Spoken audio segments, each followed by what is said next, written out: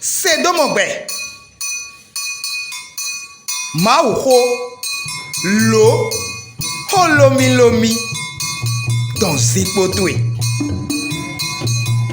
Jan fait Sédomongbè Mawulé flagbe di do Fongbé me Doro mi lo Sédomongbè si agbasa Mawulé ADJAVUN ewedo kworo Sédomi Bọ́dún mi kí náà mọ̀ nù wà mí tán. Bọ̀ ẹni ayọ̀ pọ́n lóbó náà jẹ́ kùngbé lóbó náà jẹ́ gángbé ọ́. O mẹ́sẹ̀ntọ́ mi tán. Musa wàtẹ́hù ewédo mọ́ títàn. Bọ̀náwé gàgà wíwí ọ́. Nù bínúbí lóbó náà dọ́ta gbaná yọ ewé náà dé símẹ̀. Lò mọ́ dìbò nùwé lọ́dọ̀ yọ pọ́n. Nùwé pé ọ́ tẹ́tí náà kẹ́ńtọ́ mi káde. Mina kendo gbeido nukonton edo gbeido kpevileme ba eno irado Osée etina kendo emide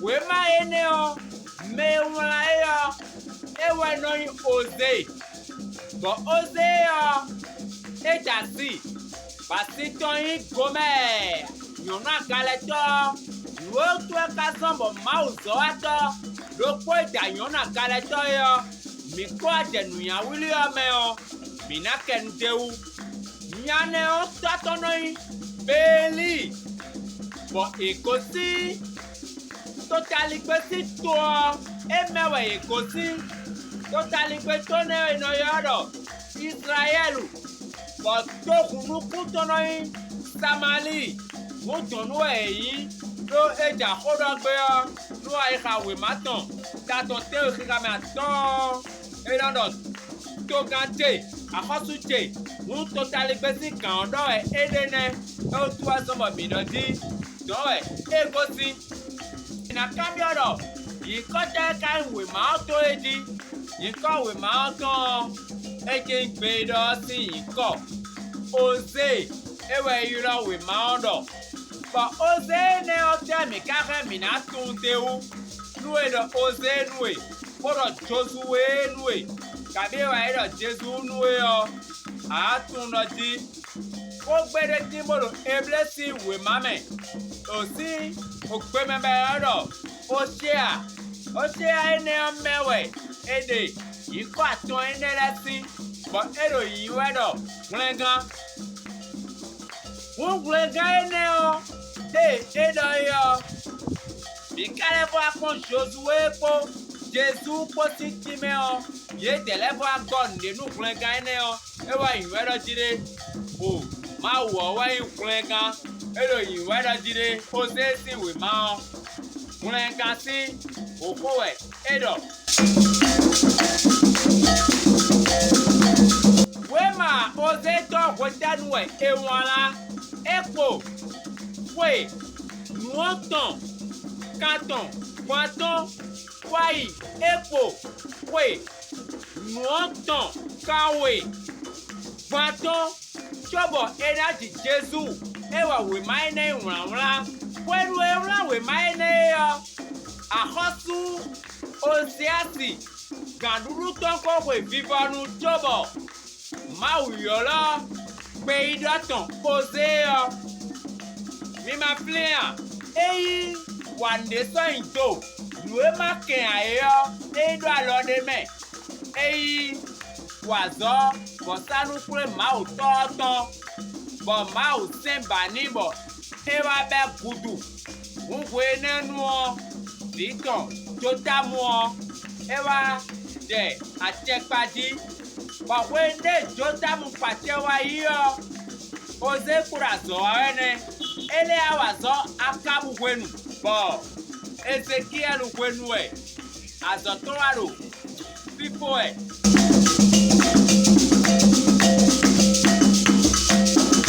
bo mekaro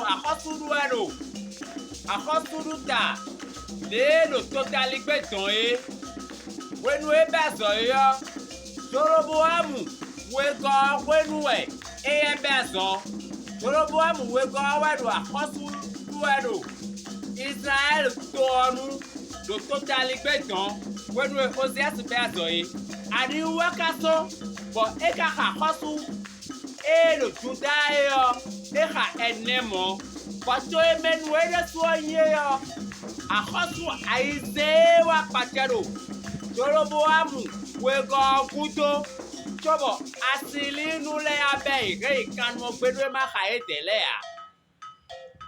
Nuo wayo mesi dotrele lea lo anwe mi kali ede me akoso aizen bo aje Jeroboam kudo yo ye wa nu pipe de bua nu wa itan le yo e jagodo ma wo je irunblo bo mi na pon ene bodo Jeroboam le yo ye no wu me jona no me do te me yo no wu me o lo bro no tento me mo ya khosu ene bodo Jeroboam we go wu le yo ye biblo ene lili de bo we no e ta otu aka zombo e kendo a khosu e lo Juda le we ton we o ta to ra do kendo e tele wu bravo de ei o David ti kun ka mewe wọn kan tọ́ na kó bọ̀ eya eka kendo gun ga wo e o tu azọmọ o dúró tán gègé ọ e panu kan àkọsùrùtò Juda tán wọn mẹ e dọ kó sẹdó lẹyọ eyi tòtòmẹ lẹkẹdẹwẹ e dọ kó sẹdó a Israel si tó e do tó tali gbẹ tán e yọ kẹdẹwẹ ya lọ e wà ẹ bá dọ kó sẹdó tó eyi Juda tán kóró tó pọli gbé fíye tó wọlé bíwẹ̀ ẹ̀dọ̀ kó sẹ́dó.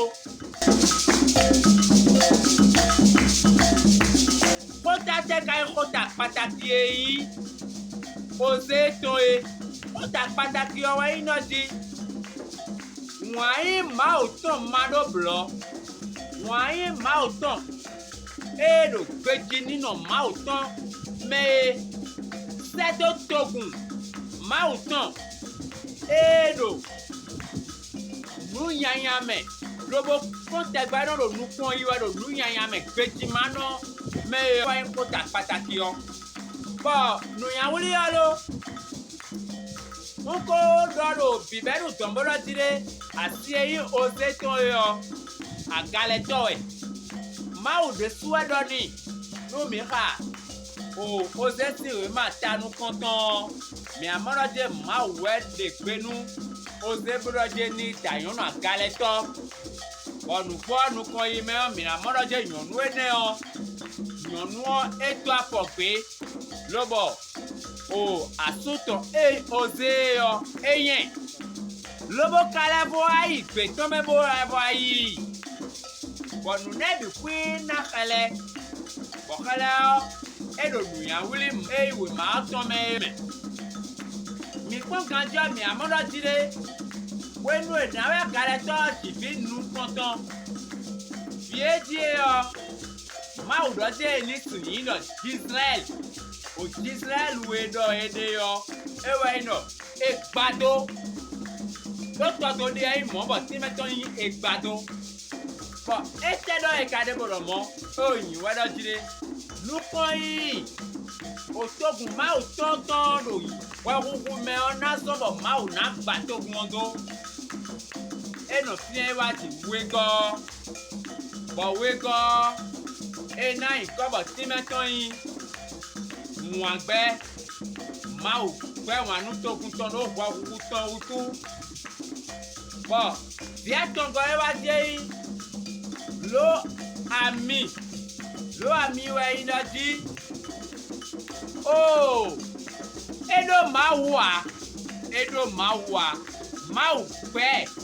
mawu gbẹ togun tọlọ dire mi kú sọ yìí mawu ní o yóò gbọ gbogbo malẹ kọsí gbúdọ wúdú mi ká kúrò nílẹ̀ bí mẹ ọ nùtò tó bó nílẹ̀ ló jíjẹ wẹ Osée sì wè má mẹ ọ mi nàmọ wẹ dúdọ wẹ gbẹlẹ tó mẹ kékeré mẹ nùdọ mọtò mawu ká gbẹ togun tó sọ yà yín yà.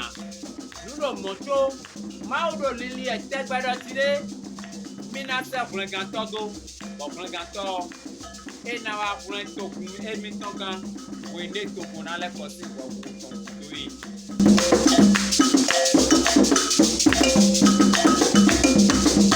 Oh! Me we kai beto nukundeji. Eyi we ma ton le. Beto nukundeji le we. Minamo Osée de suo. Lobonamo gome eyan siton. Bo miyado nyono akaleto e. Bonamo Jésus. Akosu enei. Poto numbarabra si town. Do akosu to totally beton me. Israel si. Oto mewe numo koton ejedene.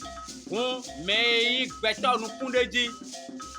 Beto buno do we ma mele yo ye dodo ne newe Jésus kain di de kla mi gbendo we ma Osée ton me o Messia e de kla mi di bi ma uton apon Osée si we ma ta we ro ko krameton nous comptons kabi Matthieu si we ma ta we krameton watongo nous anamo kado uton yo ene eleva de kla mi di mais de poke rien à faire to kutonga e mais de poke rien à faire pétole si au poussier pour les voir la midi mais rien à poisson nous pétole mais na le ko akonton le yo e pe o na poisson nous yi ai hun we ma Osée ton taton aizen anamo nwe ndole yo anamo de me lu debo elati.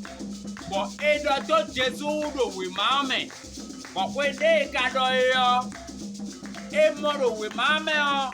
Inorebo tina lo seto akodi je yoyo. Si we male do kome lo boro rebo de kle. Na to do dudo edo di. Nwe do dai do to kabi pe do ma o to do yo. E tike nugo. Wo meche mi. Nto gbenu mi trala. Do todo me miton. Me pikoko yeyipo nto gbenu mi do na la biwu lobona planu mi dati no minare we ma Osée ton meyo ewe ina dide ma mi ton egba wanu yelando egba wanu gwagugu lobo bade do eno senu gwaguto lo me karo gwagu weyo alotoro we tegbe be koro yoyure do je niwa kon ebiton to gunton ne wa no so in to trala ne tu ga gbe to gun so yin e no pejinu ako eje ka to gun e misra inu kon ko ga mo ajanu gba ko lobo so ga so treme we i koja gbe